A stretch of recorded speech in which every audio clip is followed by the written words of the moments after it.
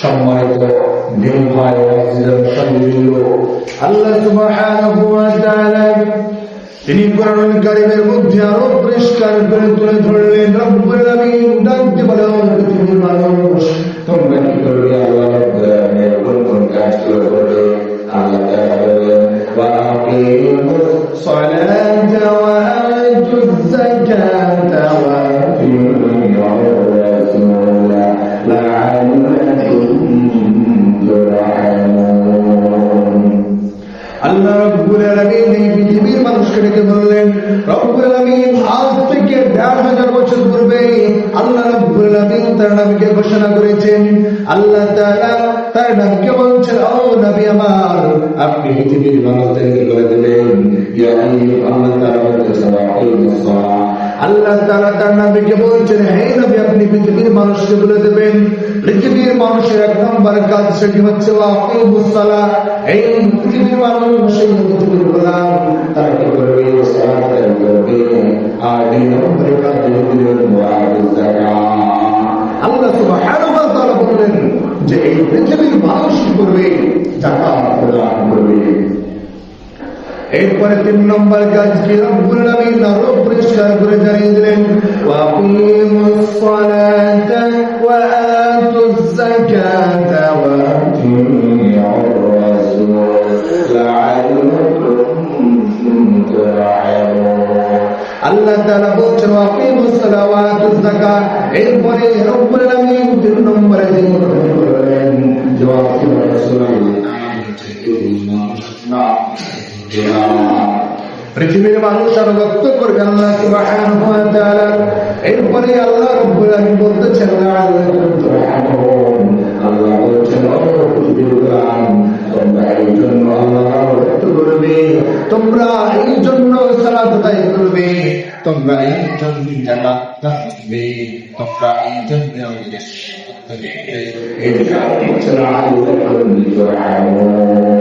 যাতে করে তোমরা অনুগ্রহ প্রাপ্ত হতে পারো। এর উদ্দেশ্য রব্বুল আলামিন এই পৃথিবীর সব মানুষের উপর আল্লাহ সুবহানাহু ওয়া তাআলা অনুগ্রহ করে না। আল্লাহ রাব্বুল আলামিন অনুগ্রহ করেন কাদের উপর? রব্বুল আলামিন কোরআনুল কারীমের মধ্যে জানিয়ে দিয়েছেন, আল্লাহ সুবহানাহু ওয়া তাআলা তিনি সেই সমস্ত ব্যক্তিদের উপর অনুগ্রহ করেন, তারা কারা? তারা হচ্ছে আল্লাহ সুবহানাহু ওয়া তাআলা নবীদের উপর অনুগ্রহ করে থাকেন, নবীদের উপর করবেন, ওলিদের উপর করবেন। আর রব্বুল আলামিন ওই সমস্ত ব্যক্তিদের উপর অনুগ্রহ করবেন যে সমস্ত ব্যক্তিরা কি করে? আল্লাহকে ভালোবাসে, যে সমস্ত ব্যক্তিরা নেক কাজ করার চেষ্টা করে, সদা সর্বদা সৎ পথে চলার চেষ্টা করে, আল্লাহ রাব্বুল আলামিন ওই ব্যক্তিদের উপর অনুগ্রহ করেন।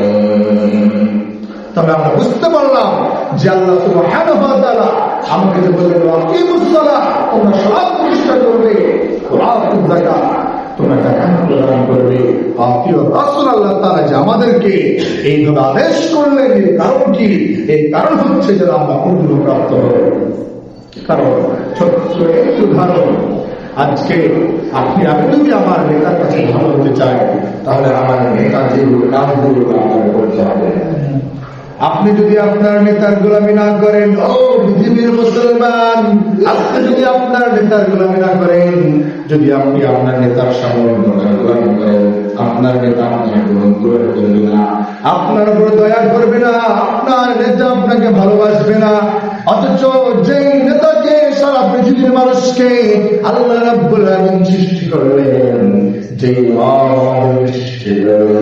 যে সৃষ্টিকর্তা আমাদেরকে সৃষ্টি করলেন, তার উদ্দেশ্য তার ইবাদত করা, তার উদ্দেশ্য রব্বুল আলামিনের গোলামি করা। আর তার গোলামি বাকি যে আপনি আমি মানুষের গোলামি করি, অন্যের গোলামি করি, মানুষের গোলামি করে অন্যের গোলামি দিয়ে রব্বুল আলামিন আমাদের গোলামি হতে দেন না। এই জন্যই তো আজকে আমাদের এই অবস্থা, যে পৃথিবীতে ৯৫% মুসলমান থেকেও এই পৃথিবীর মুসলিম আজকে সৎভাবে আল্লাহর ইবাদত করতে পারে না। আর এই পৃথিবীতে একজন মানুষ, একজন মেয়ে একজন ছেলে সেই যে স্বাভাবিকভাবে চলাফেরা করবে, এই গ্যারান্টি পৃথিবীর পুরো আমার পৃথিবীর কোনো মানুষ দিতে পারে না। এর কারণ হচ্ছে আপনার আমার আপনার আমার উপর রব্বুল আলামিনের দয়া নেই।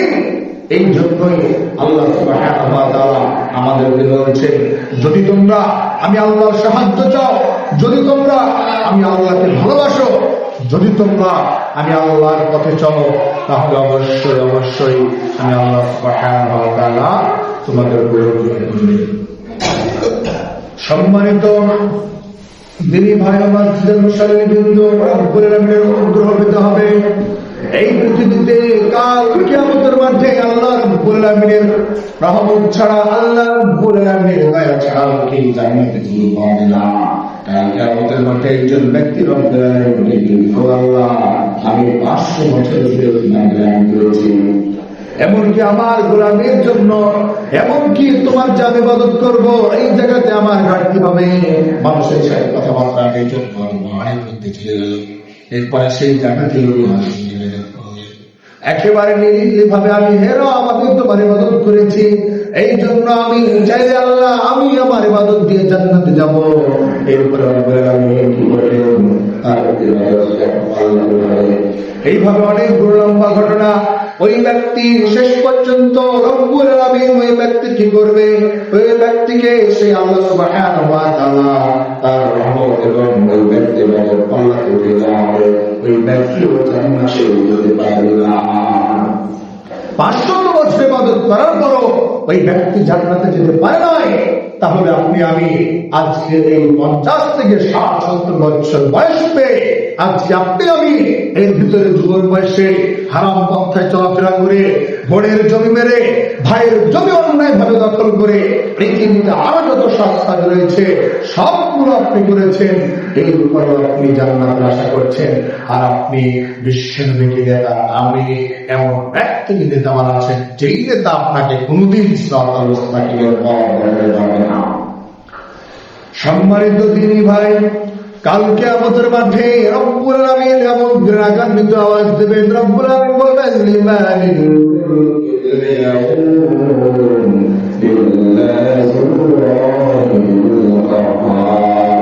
আল্লাহ রব্বুল আলামিন কাল কিয়ামতের মাঠে রাগান্বিত আওয়াজ দিয়ে বলবেন, ও পৃথিবীর ধনী বাদশাহ আজকে কোথায়? রব্বুল আলামিন ডাক দিয়ে বলবে, ও পৃথিবীর বাদশাহ, তোমরা যারা পৃথিবীতে রাজত্ব করেছো, তোমরা যারা পৃথিবীতে নিজের শক্তি প্রয়োগ করেছো, তোমরা যারা পৃথিবীর মুসলমানদেরকে কষ্ট দিয়েছো, তোমরা যারা আমার নবীকে নবী বানাই, তোমরা যারা আমার নেতাকে নেতা মানো নাই, তোমরা যারা বিশ্ব নবীকে নেতা না মেনে পৃথিবীর অন্যান্য কুলাঙ্গার মানুষকে নেতা মেনেছ, তোমরা সেটা আজকে কাল কিয়ামতের মাঠে কাল কিয়ামতের মাঠে আপনার আমার নেতা তো দূরের কথা, শুধুমাত্র একমাত্র বিশ্বনবী ছাড়া পৃথিবীর সব মানুষ বলে চিৎকার করবে। অথচ কাল কিয়ামতের মাঠে আমার বিশ্বনবী বিশ্বনবী একমাত্র কাল কিয়ামতের মাঠে শাফাআত করার হুকুম আল্লাহ সুবহানাহু ওয়া তাআলা সেই বিশ্বনবীকে, সেই বিশ্ব নেতাকে আল্লাহ সুবহানাহু ওয়া তাআলা দেবেন। কাল কিয়ামতের মাঠে যেই দিন এক একজন ব্যক্তির তার পাপ অনুযায়ী তার নাম হবে, কারো টাকা পর্যন্ত হবে, কারো পর্যন্ত হবে, কারো হাত পর্যন্ত হবে, কারো আবার নাক পর্যন্ত, কেউ আবার ঘামে হাবুল উঠাবে। আল্লাহ রাব্বুল আলামিন বলতেছেন, পৃথিবীর মানুষ তোমরা সেই দিনকে ভয় পাও, কাল কিয়ামতের মাঠে রাজত্ব থাকবে না। কাল কিয়ামতের মাঠে আজকে সামান্য, আজকে পৃথিবীতে এই পৃথিবীর মুসলমান, আজকে আমরা মুসলমান বলে দাবি করি, অথচ নিজের ভাইয়ের সাথে, নিজের বোনের সাথে সামান্য অন্তরাল জমিয়ে আজকে আপনারা জাগতে থাকি।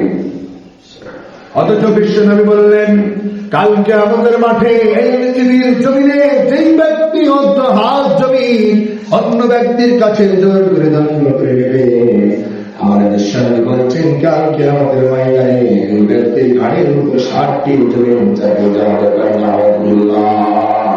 60টি জমিন চাপিয়ে দেওয়া হবে। আপনার কত জমির প্রয়োজন আপনি কালকে আমাদের মাঠে বুঝতে পারবেন। এই জন্য রব্বুল আলামিন আগেই সাবধান করে দিলেন। আমার বিশ্বনবী আজ থেকে ১,৫০০ বছর পূর্বে এই পৃথিবীর ব্যক্তিদেরকে সাবধান করেছেন, তোমরা কি করবে না, তোমরা সুদ খাবে না, ঘুষ খাবে না। ও পৃথিবীর গোলাম, একবার কোরআন সুন্নাহর দিকে তাকিয়ে দেখো, যে কোরআন আপনাকে সঠিক পথ দেখার জন্য আপনি কি করতেছেন, এইভাবে বাঁচিয়ে ও পৃথিবীর মুসলমান, আপনি এই ধরনের মসজিদে সালাত আদায় করতে আসেন, আপনি কি একবারও ভেবেছেন যে আপনি এইভাবে মসজিদে সালাত আদায় করতে শিখে বলেন? আপনি একবার ভেবে দেখুন, আপনি যখন মসজিদে আসেন সালাত আদায় করতে, এরপরে আপনি আল্লাহু আকবার বলে যখন হাতটা বেঁধে নেন, এরপরে বলেন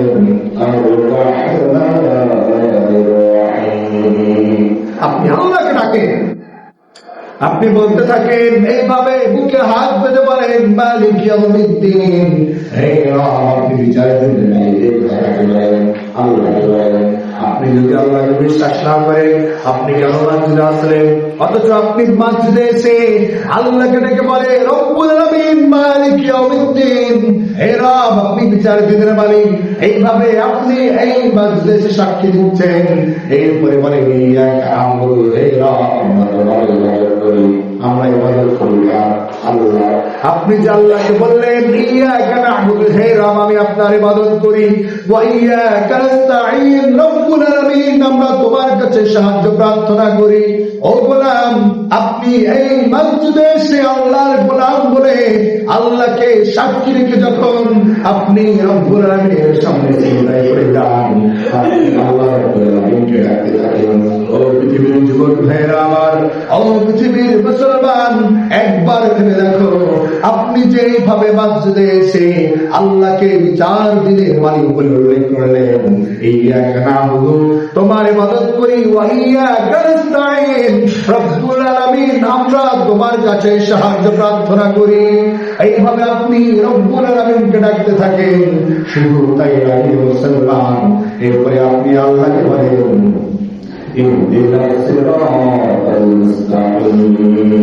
এরপরে আপনি আল্লাহকে বলেন হে রব আপনি আমাদেরকে সরল সঠিক পথ দেখিয়ে দেন। এটি আপনি বলেন, আপনি সালাত আদায় করতে এসে বলেন। এরপরে আপনি মসজিদ থেকে বের হয়ে গিয়ে আপনি বাইরে কি করলেন? আপনার মুসলিম ভাইয়ের সাথে অন্যায় ভাবে গালিগালাজ করে, অন্যায় ভাবে জমি নিয়ে ধন সম্পদ নিয়ে পৃথিবীর যতগুলো অসৎ কাজ রয়েছে সবগুলো কাজের সাথে আপনি আমি জড়িত হয়ে যান। আপনি বলেন কি যে আপনি আল্লাহকে ডাকলেন, এই জন্য তো আমার বিশ্বাস বলেছেন যে আপনাকে আমাকে আগে দিনের মধ্যে শুনতে হবে।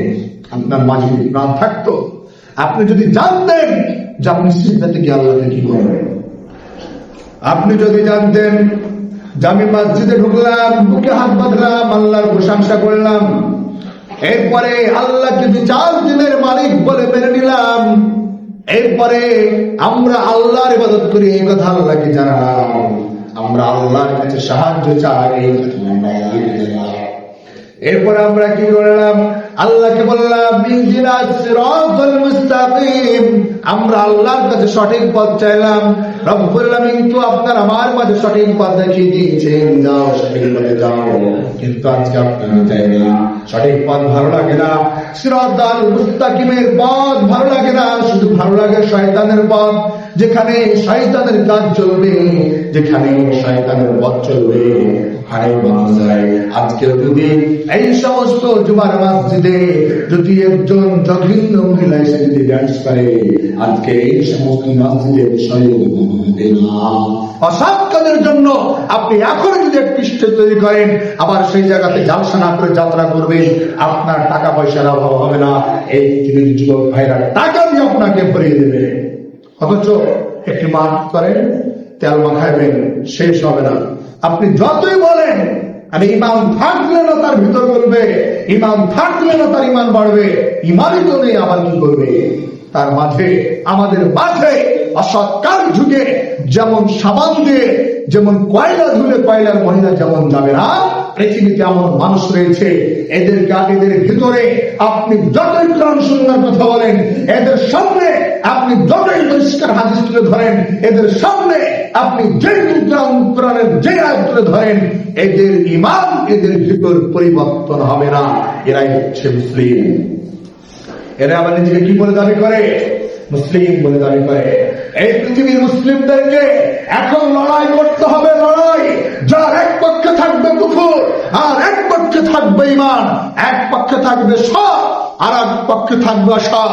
এই পৃথিবীর মুসলিমদেরকে এখন লড়াই করতে হবে শুধুমাত্র কাফেরদের বিরুদ্ধে, এই পৃথিবীর বেঈমানের বিরুদ্ধে, যারা শুধু মুসলিমদেরকে সৎ কাজে বাধা দেয়, মাদ্রাসায় বাধা দেয়, মসজিদে বাধা দেয়, এমনকি আলেমের বিরোধিতা করে, এদের বিরুদ্ধে এই পৃথিবীর মুসলমানদের লড়াই করতে হবে। এরাই হচ্ছে বর্তমান পৃথিবীর মুসলিম। মুসলিম, ইসলাম, জান্নাত এত সহজ নয়। আপনি বাড়িতে বসে উস্তাদ শুনবেন, আর আপনার ভাই মাদ্রাসার জন্য, মসজিদের জন্য জীবন দিবে, কোরআনের জন্য জীবন দিবে, আর আপনি বাড়িতে বসে উস্তাদ পাঠ করে জান্নাতের আশা করতে পারেন না। ইসলামের মাঝে শান্তি রয়েছে, ইসলামের মাঝে শান্তি রয়েছে। আপনার ভাই আপনার কাছে 10টি টাকা চেয়েছে, আপনি ধার দেবেন। আল্লাহ রাসূল বলছেন, ধার দিলে ডবল নাকি? ধার দেন না আপনি, ধার না দিয়ে কি করছেন? সুদের উপর টাকা দিচ্ছে, 1 লাখ টাকা। কোথায় পেয়েছেন? আল্লাহ রাসূল বলছেন, যেই ব্যক্তি সুদ ঘুষের সাথে জড়িত থাকবে, আমি আল ইসলাম যদি আপনাকে সুদ দেয়, আপনি সুদ নিলেন, আর যেই সাক্ষী থাকবে 3 জনই হবে একই সমান পাপের হকদার। আপনি কেন সাক্ষী গেলেন? আপনার কেন গুনাহ কামাই করলেন? 1 টাকা সুদ খেলে মায়ের সাথে কতবার জিনা করার সমান, কতবার জিনা করার সমান অসৎ কাজ, এত গুনাহ রয়েছে। এটি আমি আপনাকে কি বলে ভাষাতে বুঝাবো? আপনারা প্রত্যেকে জানেন, আপনাদের জ্ঞান বুদ্ধি রয়েছে। এখানে ইমাম সাহেব ডাকে, আজকে দেখেন আল্লাহর ঘরে 1টি টাকা দান করার জন্য আজকে আপনার মাঝে বারবার বলতে হয় যে বাবা আপনি 500 টাকা দেন, 100 টাকা দেন, এইভাবে আপনাকে তাড়াতে হয়। কিন্তু আপনি একটি কথা মনে রাখেন, কাল কিয়ামতের মাঠে ওই 1টি টাকা, ওই 100 টাকায় আপনাকে জান্নাতে নিয়ে যেতে পারে। কাল কিয়ামতের মাঠে আপনার এই টাকা হবে আপনার মাথার উপরে থাকবে। এই টাকায় হচ্ছে আপনার মাথার উপরে থেকে সেই সূর্যের তাপ থাকবে, সেই আরশের ছায়া আল্লাহ সুবহানাহু ওয়া তাআলা আপনাকে দেবে। অথচ আজকে আপনি লক্ষ্য করে দেখেন যে আপনাকে আমাকে নিজের নাফসের বিরুদ্ধে লড়াই করতে হবে। আপনার নাফস আপনাকে বলতেছে তুমি এই পথে চলো, তুমি দায়রা শয়তানের পথে চলো, তুমি দায়রা আল্লাহর পথে চলবে না। আপনার নাফসের বিরুদ্ধে আপনাকে লড়াই করে আপনাকে দায়রা আল্লাহর পথে চলতে হবে। আজকে দেখবেন যদি একটু ভাই একটু সৎ কাজে নিয়োজিত রয়েছে, আপনাকে সহযোগিতা করতে হবে। একেই বলে ঈমান। এই ব্যক্তি ইমানদার বলে দাবি করবে।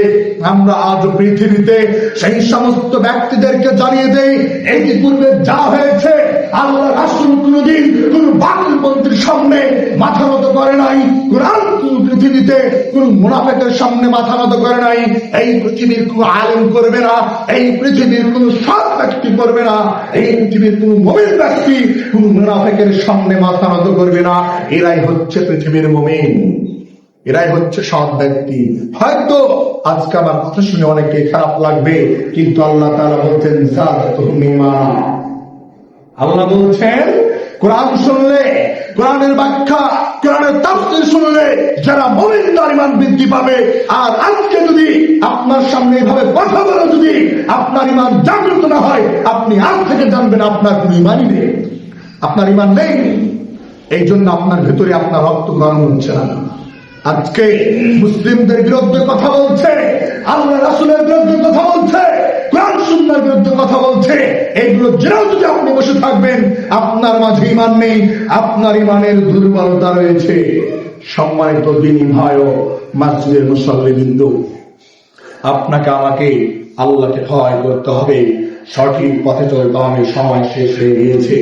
আমি পরিশেষে বলতে যাচ্ছি, আল্লাহ সুবহানাহু ওয়া তাআলা আমাদের কাছে কি যাচ্ছে?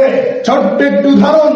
আপনি আমি যদি মোটর সাইকেল চালাই, রাস্তাতে চলার পথে আপনাকে আপনার প্যাসেঞ্জার বলবে না ভাই আরেকটি গিয়ার বাড়িয়ে দেন, আপনি প্লাস ছাড়বেন, পিক আপ টানবেন, আপনার গাড়িতে বলে দেবে এখন আমার গাড়ি কয় গিয়ার চাই। ঠিক তেমনই এই পৃথিবীর একজন মুমিন এই কথাই ভাববে আমার আল্লাহ আমার কাছে কি চাই, আমার রব আমাকে সৃষ্টি করেছে, বর্তমান এই পৃথিবীর এই অবস্থা, বর্তমান এই দেশের এই অবস্থা, আমার আল্লাহ আমার কাছে কি চাই, আল্লাহ আমার কাছে কি চাই, আমার জীবন চান না আমার মান চান না আমার বাচ্চা চান না আমার কি চাই, আমার সন্তান সন্ততি কি চাই, সব কিছু এর জন্য কর্তব্যগুলো থাক। এখন কি চাই আমার আল্লাহ, কি চাই আমার আল্লাহ, চাই আমার জীবন, আমার আল্লাহ চাই আমার অর্থ, আমার আল্লাহ চাই আমার সম্পদ, আমার আল্লাহ চাই আমার সন্তান, আমার আল্লাহ সুবহানাহু ওয়া তাআলা আপনাকে আমাকে এগুলো দিয়েছেন শুধুমাত্র পরীক্ষা, এই চার কিছু নয়, শুধু পরীক্ষা। আল্লাহ বলছেন ইয়া আইয়ুহাল্লাযীনা আমানু লা তুলহিকুম আমওয়ালুকুম ওয়া আওলাদুকুম আন যিকরিল্লাহ, আমি আল্লাহ যে তোমাদেরকে ধন সম্পদ দিয়েছি, আমি আল্লাহ যে তোমাদেরকে সন্তান সন্ততি দিয়েছি, আন যিকরিল্লাহ, তোমরা এগুলো পাওয়ার কারণে আল্লাহর জিকির থেকে গাফিল হবে না। অথচ এই পৃথিবীর মুনাফিক মুসলমান গাফিল হয়। সন্তান রয়েছে, আল্লাহ আপনাকে ধন সম্পদ দিয়েছে, আপনি আবাবনের ব্যবসা করেছেন, গাঞ্জার ব্যবসা করে আপনার সন্তান মানুষ করেছেন, এই সন্তানই আপনাকে পায়ে নিচে লাথি মেরে করে নিয়ে বেড়াবে, এর বিকল্প কোনো পথ নেই।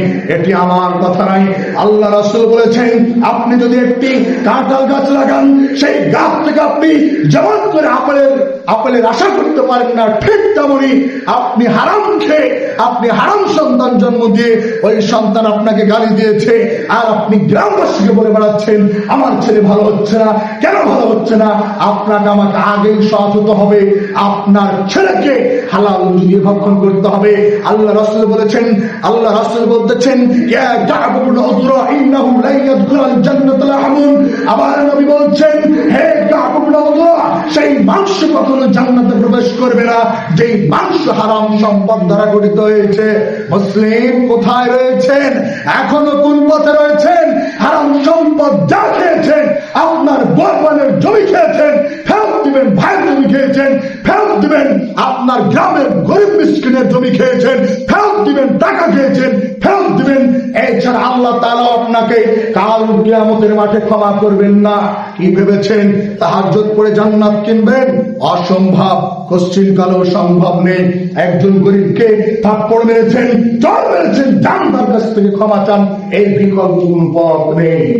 সম্মানিত হিন্দু ভাই মুসলিম, আপনাদেরকে কথাটি যদিও একটি কড়া ভাবে হলো, কিন্তু আমি এই কথাই বুঝাতে চাচ্ছি এই পৃথিবীতে আপনার বাবাও বাঁচে নাই, আপনার দাদাও বাঁচে না, আপনার ভাই গেছে, আপনার ভাবি গেছে, সব গেছে, আপনি যাবেন, এখনো বুদ্ধি হচ্ছে না কেন?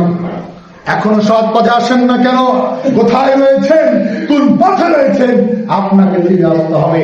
রব্বুল আলামিন আমাদেরকে সেই তৌফিক দান করুন। আমরা আবারও পড়ি আল্লাহুম্মা আমিন। আমরা আল্লাহর কাছে দোয়া করব, রব্বুল আলামিন তুমি সব কিছুই করতে পারো, তুমি চাইলে আমাদের ক্ষমা করতে পারো, কিন্তু তুমি বান্দার হক ক্ষমা করবে না। রব্বুল আমিন আপনি আমাদেরকে এমন মন মানসিকতা তৈরি করে দাও, আমরা যেন অন্য মানুষের হক বুঝে দিতে পারি, তুমি সেই তৌফিক আমাদের দান করো। আল্লাহুম্মা আমিন।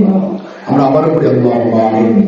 আমি আরো দোয়া করব, রব্বুল আলামিন এই পৃথিবীর মানুষ তোমার ইবাদত করবে, শয়তানের ওয়াসওয়াসাতে আল্লাহ তুমি তো বলেছেন ওয়াকিলুল্লাহুম, কিয়ামতের আগে নেক আমল করবে, আমল সালেহ করবে, এই ধরনের মানুষ কম। হে আল্লাহ তুমি এই সময়তেও আমাদেরকে তোমার নবী বলেছে কিয়ামতের আগে হাতে আগুন নিয়ে থাকাটা সহজ হবে, কিন্তু ঈমান নিয়ে টিকে থাকাটা কঠিন হবে। সেই সমাজেও আপনি আমাদেরকে ঈমান নিয়ে বেঁচে থাকার তৌফিক দান করিও। আমরা সকলে বলি আল্লাহুম্মা আমিন, আল্লাহুম্মা আমিন। আমরা আল্লাহর কাছে দোয়া করব, রব্বুল আলামিন এই ছোট্ট ছোট্ট গ্রামে তোমার এমন কিছু কোরআনের পাখি আমাদের মাঝে দাও। হে আল্লাহ তাদের ওসিলাতে এই সমস্ত গ্রামে, এই সমস্ত শহরে, এই সমস্ত জায়গাতে শুধুমাত্র তোমার রহমত আর রহমত দ্বারা ভরে থাকবে, তুমি সেই সুযোগ করে দাও। আমরা আরো দোয়া করব, রব্বুল আলামিন যারা এখনো বুঝে নাই আপনি তাদের বুঝবেন, যারা এখনো এই সৎ কাজের সাথে জড়িত রয়েছে, অসৎ কাজকে প্রাধান্য দেয়, একজন অসৎ ব্যক্তিকে প্রাধান্য দেয়, একজন সীমালঙ্ঘন ব্যক্তিকে প্রাধান্য দেয়, রব্বুল আলামিন ওই ব্যক্তিকে আপনি হেদায়েত দান করুন। আল্লাহুম্মা আমিন। আমরা আরো দোয়া করব, রব্বুল আমিন যারা এখনো পর্যন্ত তোমার সৎ কাজে নিয়োজিত রয়েছে, হে আল্লাহ আপনি তাদের সকলকেই জান্নাতুল ফিরদাউস দান করুন। আমিন। আপনারা প্রত্যেকেই আমাকে চেনেন, কিন্তু আমার এখানে আসার একটি উদ্দেশ্য, যে আমি হালাকান্দর ঈদগাহ পাশেই একটি মাদ্রাসার জন্য আমি নিয়াত করেছি, এবং ইনশাআল্লাহ আগামীকালকেই খুঁটি পুঁতবো এবং মাদ্রাসার কাজ শুরু করবো ইনশাআল্লাহ। এবং আমি আপনাদেরকে বলবো, আপনাদের সন্তান দিয়ে, আপনাদের ধন সম্পদ দিয়ে, আপনাদের বাস যে যা পারবেন, কেউ টিম দিবেন, যে যা পারবেন আমাকে সহযোগিতা করবেন। আমাদের বাপদাদারা অনেক চেষ্টা করেছে, হয় নাই, আমিও চেষ্টা করেছি। ইনশাআল্লাহ আগামীকাল থেকে আমি কাজ শুরু করব। ইনশাআল্লাহ আপনাদের সন্তানদেরকে দিবেন, একটি বছর রাখবেন। ইনশাআল্লাহ আমি যদি মানুষের মতো মানুষ বানাতে না পারি তাহলে আমি ছেড়ে দেবো, কিন্তু যথেষ্ট চেষ্টা করবো ইনশাআল্লাহ হালাকান্দর এই হালিমনগর পাশে একটি মাদ্রাসা তৈরি করবো। টাকা নেই কথাই সত্য, মাদ্রাসা করবো ইনশাআল্লাহ এই কথাও সত্য। আপনারা দোয়া করবেন রব্বুল আমিন আমাকে যেন, আমার সব উদ্দেশ্যকে যেন রব্বুল আমিন যেন কবুল করেন।